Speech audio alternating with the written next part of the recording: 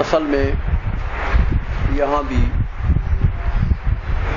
جو متن ہے ہدایت الحکمت میبزی، یہ اس کی شرح میر حسین میبزی رحمہ اللہ تعالی صوفی آدمی متکلمین میں سے بھی ہیں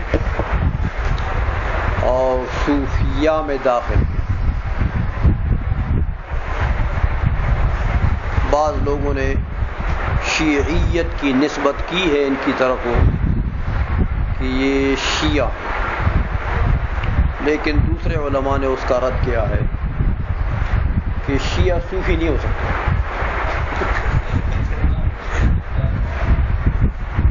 تو یہ صوفی ہے، اس لیے پتہ لگتا ہے یہ شیعہ نہیں ہے۔ میر حسین ان کا نام ہے۔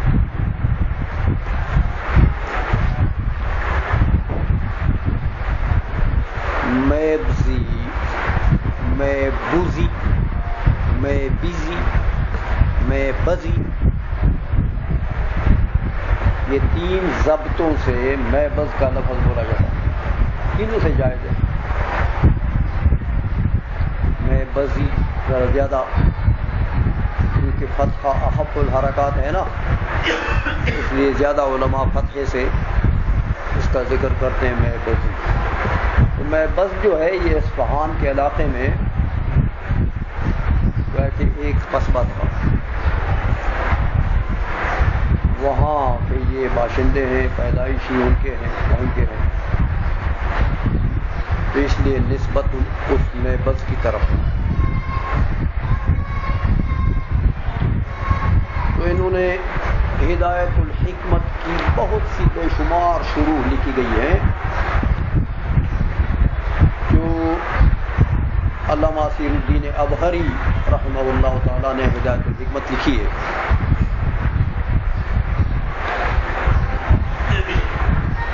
یہ ایک بات یاد رکھیں، یہ فلسفے کی کتاب ہے، فلسفہ،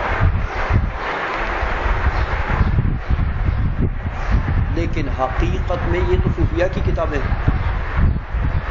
ناصر الدین ابہری رحمۃ اللہ علیہ بھی بہت بڑے صوفی تھے،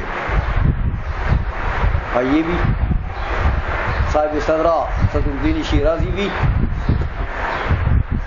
امام فخر الدین رازی کے شاگرد تھے۔ یہ جو تفسیر کبیر جنہوں نے لکھی ان کے شاگرد تھے صدر الدین شیرازی، جو صدرہ جنہوں نے لکھی ہے۔ تو یہ سب صوفی لوگ ہیں۔ انہوں نے جو یہ فلسفے میں کتابیں لکھی ہیں یہ اس لیے نہیں لکھی کہ یہ فلاسفہ کی تائید کرتے ہیں یا علم فلسفہ جو قدیم فلسفہ ہے اس کی خدمت کرتے ہیں، حاشا وکلا، ایسا نہیں ہے۔ ان صوفیاء نے جو یہ کتابیں لکھی ہیں یہ قدیم فلسفے کے رد کے لیے لکھی ہے۔ جو قدیم فلسفہ تھا، بطلمیوسی فلسفہ تھا، اس کے جو اصول قدیم فلاسفہ نے کفری وضع کیے تھے یا ضلالت کے اصول تھے، ان سب کو رد کیا ہے اور اصل جو اہل سنت کا عقیدہ ہے وہی ثابت کیا۔ اس لیے لوگ کہتے ہیں فلسفہ مت پڑھو، یہ فلسفی، یہ کفریہ باتیں ہیں۔ وہ بھائی کفریہ باتیں یہاں نہیں ہیں، یہ تو حکماء اسلامیون ہیں۔ امام فخر الدین رازی کون ہے؟ حکماء اسلامیون میں سے ہیں۔ صدر الدین شیرازی کون ہے؟ حکماء اسلامیون میں سے ہیں۔ میر حسین میبزی حکماء اسلامیون میں سے ہیں۔ حکماء صرف کافر نہیں تھے، حکماء مسلمانوں میں بھی تھے۔ مسلمانوں نے ان کے رد کے لیے کتابیں لکھی ہیں تو مسلمان کہتے ہیں مت پڑھو اس کو۔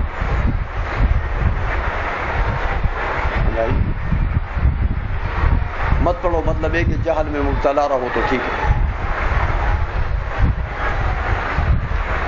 تاکہ فلسفی بات کوئی آئے نا تو اس کا رد تمہیں آتا ہی نہیں. رد نہیں آتا ہے تو اس کا مطلب ہے کہ فلسفی قانون کے اوپر ایمان لانا پڑے گا. اس لیے یہ کتابیں پڑھنا بڑا ضروری ہے میاں. یہ فلاسفہ کی جو اصول ضلالت یا کفریہ باتیں تھیں ان کے رد کے لیے ان صوفیاء نے یہ کتابیں لکھی. اب دیکھیں پہلی بات کو دیکھیں. میر حسین میروی رحمۃ اللہ تعالی علیہ جو خطبہ لکھتے ہیں فرماتے ہیں الہدایت امر من لدیہ. الہدایت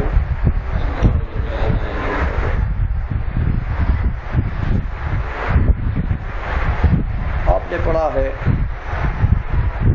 کہ ہدایت کے دو معنی آتے ہیں. نور الانوار اور شرح تہذیب اگر یاد ہے آپ کو.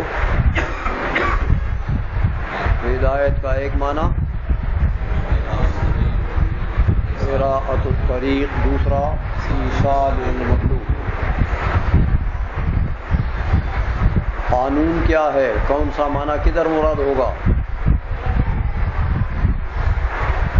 شرح تہذیب یاد ہے؟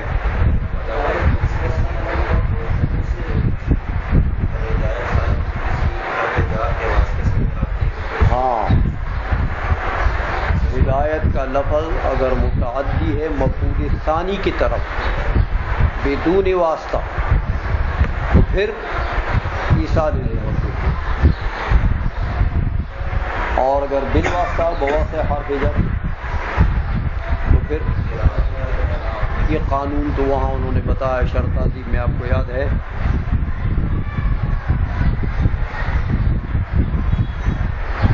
تو جو ہدایت اللہ کی صفت ہے وہ آپ کو وہاں بتایا ہے کہ وہ ایصال الی المطلوب. قراءۃ الطریق تو انبیاء کی صفت ہے نا، انبیاء کی، علماء کی. راستہ تو وہ بتایا. اللہ جل مجدہ کی صفت ایصال الی المطلوب. یہ معنی لے لو یہاں الہدایت امر من لدیہ. ایصال الی المطلوب جو ہے یہ امر من لدیہ، یہ اس کی جانب سے جسے چاہے ایصال الی المطلوب کر دے کیونکہ اس کی طرف سے، جسے نہ چاہے نہ کر. امر من لدیہ.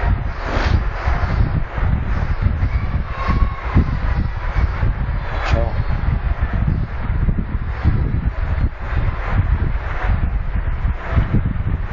ایک یہ. دوسری ایک اور بات بھی، الہدایت کا لفظ لا کر یہاں ابتدا میں، ویسے اعتراض تو ہوتا ہے کہ بھائی انہوں نے تو قرآن عظیم کی بھی مخالفت کر دی ہو میاں، وہاں پر تو بسم اللہ کے بعد الحمدللہ، تو یہاں انہوں نے کیا کہا الہدایت امر من لدیہ. یہ تو قرآن نہیں. اسی طرح حدیث میں بھی حمد کا لفظ آتا ہے، اس پر بھی عمل نہیں ہوا. سلف صالحین بھی تسمیہ کے بعد الحمد کا ذکر کرتے ہیں، وہ بھی نہیں ہوا.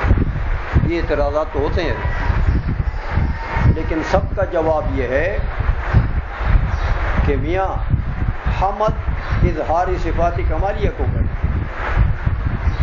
حمد کا لفظ ہو یا نہ ہو،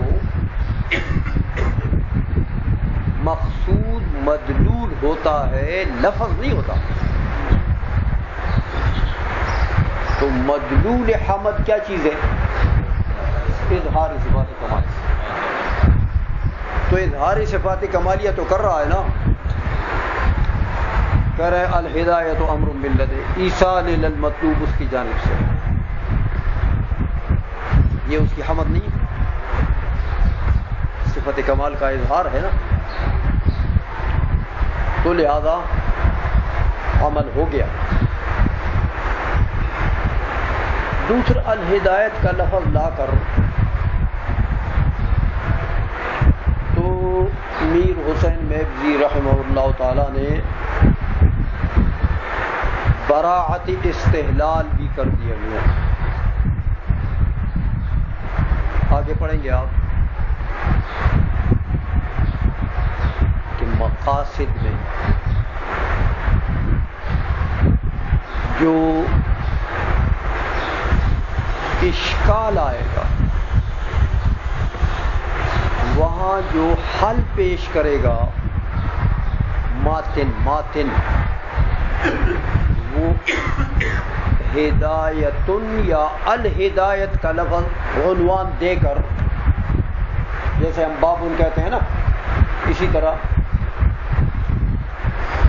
ہدایتن کا لفظ بول کے اس کے ذیل میں اس مغلق بات کو حل کرے گا.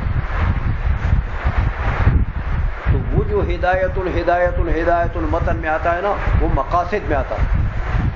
اس کے طرف الہدایت کا لفظ خطبے میں بول کر اشارہ کر دیا. تو براعت استحلال بھی کر دیا کہ مقاصد کی طرف سے یہاں سے خطبے میں اشارہ ہو گیا. دوسری ایک اور بات کی طرف بھی اشارہ کر دیا کہ میاں جس طرح اسیر الدین ابہری رحمۃ اللہ تعالی علیہ جب محسوس کرتے ہیں کہ یہ بات مشکل ہے، وہاں ہدایت ان کا عنوان دے دیتے ہیں، اور پھر مطلب کیا ہوتا ہے کہ ہدایت من اللہ، یہ کام آگے آنے والا ہے تو مشکل، لیکن اس مشکل کو حل کرنے کے لیے رہنمائی اور ایصال مطلوب اس کی طرف سے. ہدایت ان کا لفظ بول کر یہ اشارہ دیتے ہیں. وہی بات میر حسین میگزی رحمہ اللہ تعالیٰ نے بھی یہاں ملحوظ رکھی ہے کہ میاں باری تعالیٰ کی حمد اس کے شان کے لائق مشکل کام. باری تعالیٰ کی حمد اس کی شان کے لائق یہ آسان کام نہیں ہے، یہ مشکل کام. لیکن اس مشکل میں الہدایت امر من لدن، رہنمائی اسی کی طرف سے ہوگی. تو جب کام آسان ہوگا، باری تعالیٰ کی حمد کرنا آسان ہوگا، اسی کی ہدایت سے آسان ہوگا، ورنہ یہ کام بھی آسان نہیں ہے. یہ چند چیزیں تو الہدایت کے لفظ لا کر انہوں نے بتا دیا. اب آگے دیکھو نا، فرماتے الہدایت امر من لدن وکل شیء یعود الیہ.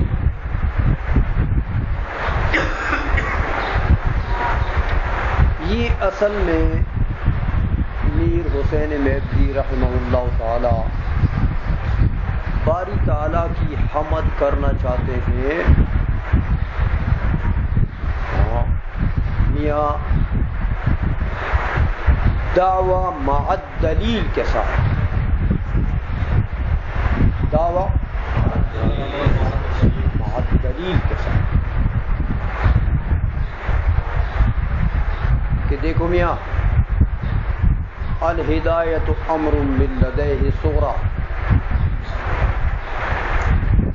وکل شیء یعود الیہ کبریٰ.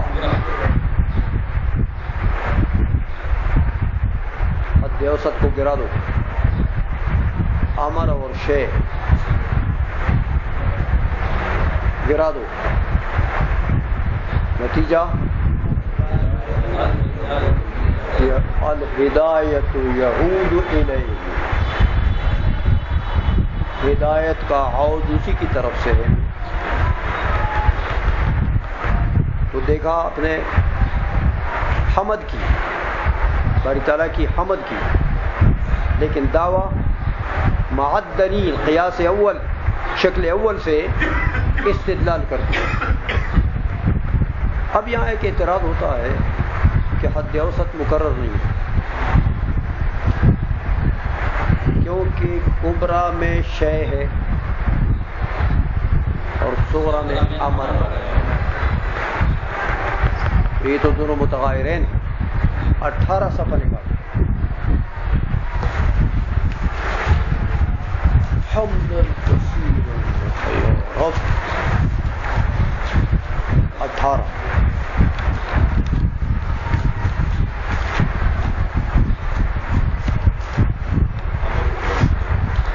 دیکھا؟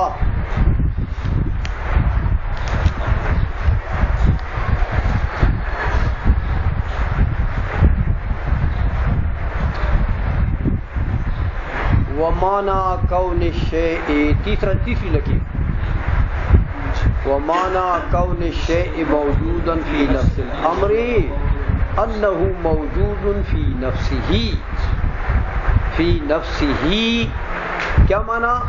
فَالْأَمْرُ هُوَ الشَّيْء، فَالْأَمْرُ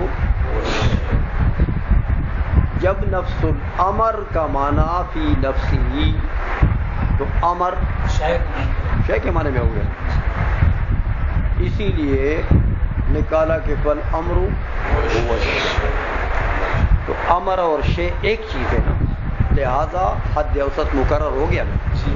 صغرا میں امر ہے تو امر و معنی شے، لہذا الہدایت شیء من لدیہ وکل شیء یعود الیہ۔ اب شکل اول صحیح بن گئی نا، تو گویا کہ دعویٰ کے ساتھ دلیل کا بھی ذکر ہوا۔ ہاں شکل اول سے استدلال کیا جو بدیہی الانتاج ہے، شکل اول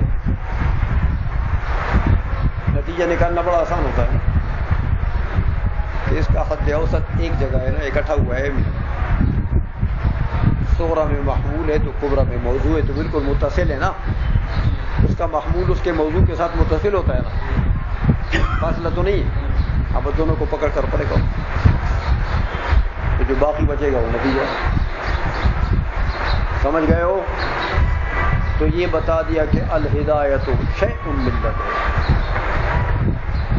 وکل شیء یعود الیہ۔ میاں صغرا میں تو ہدایت کا ذکر ہوا تو نتیجہ نکلا کہ الہدایت تعود الیہ،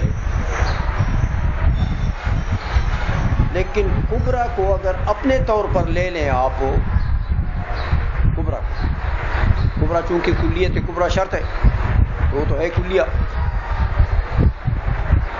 تو کبرا کو اگر اپنے طور پر آپ لے لیں تو کلیہ ہے نا، عام کر دیا، کل شیء یعود الیہ، کل شیء۔ تو اس حمد سے تام حمد کیا ہوگی میاں؟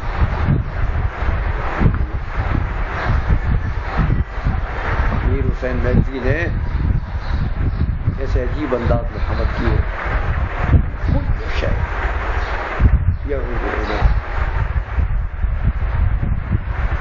کوئی شے بھی میاں اس کے طرف معاد نہ ہو تو وہ شے ہی نہیں، وہ شیئیت ہی اس میں نہیں آ سکتی ہے۔ سمجھ میں آ گئی ہے؟ یہاں کبرا کے اوپر اب ایک اعتراض ہوتا ہے بے اعتبار عموم،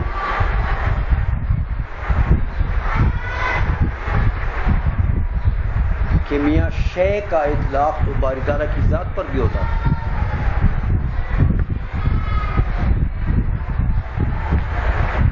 شے کا اطلاق تو یہ کلیہ جب ہو گیا تو اس کے معنی یہ ہوئے کہ باری تعالیٰ کی ذات کو بھی یہ احاطہ کرتا ہے،